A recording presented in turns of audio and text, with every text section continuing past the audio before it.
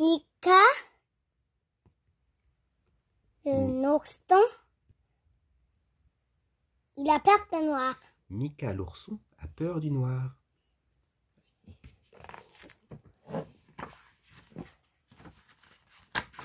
Mika l'ourson, il a peur du noir.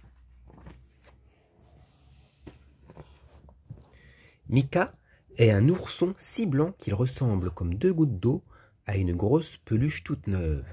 Bien au chaud dans sa chambre, il joue sagement tandis que sa maman prépare un bon gâteau aux phoques. Aujourd'hui, Mika est un grand pirate et il ne craint ni le vent, ni la pluie, ni les canons des vaisseaux ennemis. À l'abordage, prosternez-vous, moussaillons. À moi le trésor de l'Arctique, lance fièrement Mika.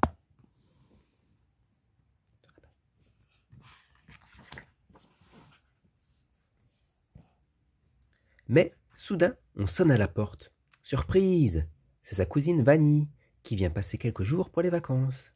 Avec elle, gare au fou rire. Et en effet, à peine arrivée, une folle bataille de polochons commence.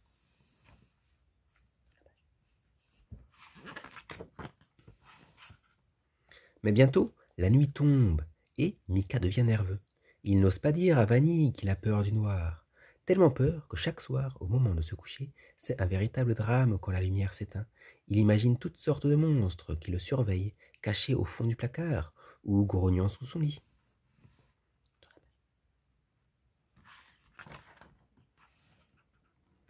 D'habitude, dès qu'il pleure, sa maman vient le consoler. Elle lui apporte un verre de lait tiède et lui parle doucement. « Regarde le ciel, Mika chérie. Tu vois, la grande ours veille sur toi. Tu ne crains rien? Voilà. » Et aussitôt, Mika, rassuré, ferme les yeux. Il peut alors rêver qu'il nage la brasse au milieu des sirènes.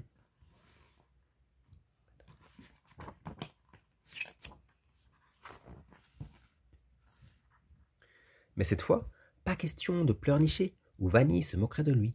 En plus, cette farceuse s'est cachée sous un drap et joue les fantômes en dansant sur le tapis. Pelotonné sous sa couette, Mika se met à claquer des dents. Et pour couronner le tout, il a maintenant très envie de faire pipi.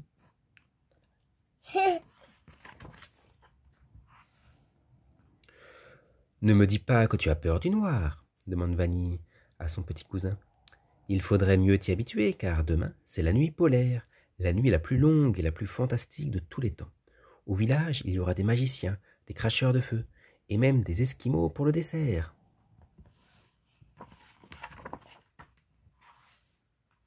Mais rien qu'à l'idée d'être plongé dans le noir aussi longtemps, Mika s'affole et tombe du lit. « Bon, j'ai compris, dit Vanille. Je vais t'aider à affronter ta peur, sinon tu seras toujours malheureux. Mets ton costume de super Teddy, chausse tes bottes en plastique, prends cette lampe de poche et suis-moi. »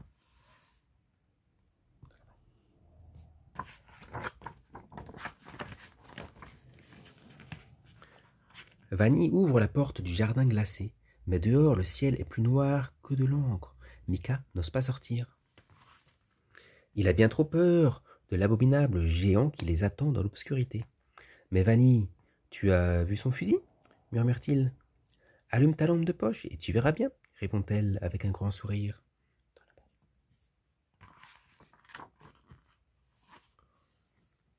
Oh, ce n'est qu'un gros bonhomme de neige, et le fusil est en réalité un balai, un simple balai de cuisine.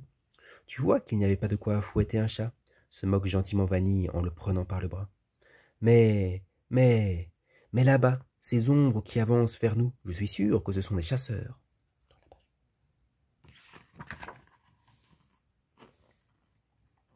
Des chasseurs? Tu as beaucoup trop d'imagination. Allez, lampe de poche, Mika. Un rayon de lumière révèle soudain une famille de pingouins qui pêchent tranquillement sur la banquise. Ouf, j'ai eu chaud, avoue Mika, les joues légèrement rouges. Revenons vers la maison, propose Vanille.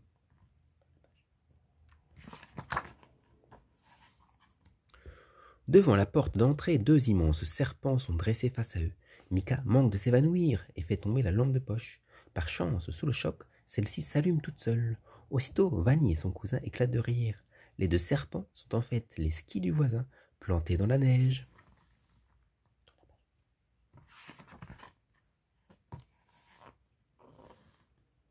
Mais En regardant vers le garage, Mika croit apercevoir à l'intérieur un dragon qui garde un carrosse.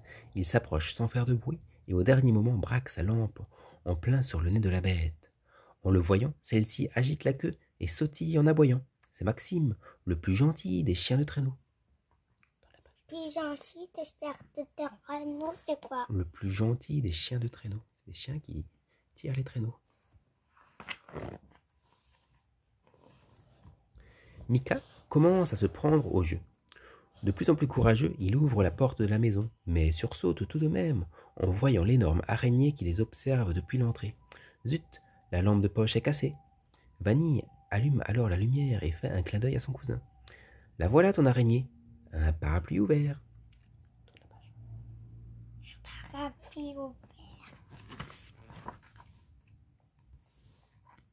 À présent, Mika n'a plus peur du tout. Il se met à chanter joyeusement en montant l'escalier.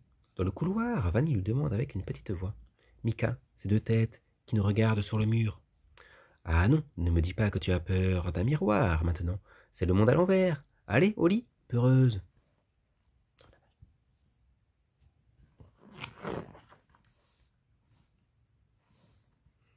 Le lendemain matin, le jour ne se lève pas, mais Mika est heureux, car il va pouvoir profiter pleinement de la nuit polaire. Il décide même de participer aux activités et organise un petit spectacle pour tout le village. Au programme, frissons et chair de poule, car Mika a imaginé une histoire d'igloo hanté. Et voilà, c'est fini.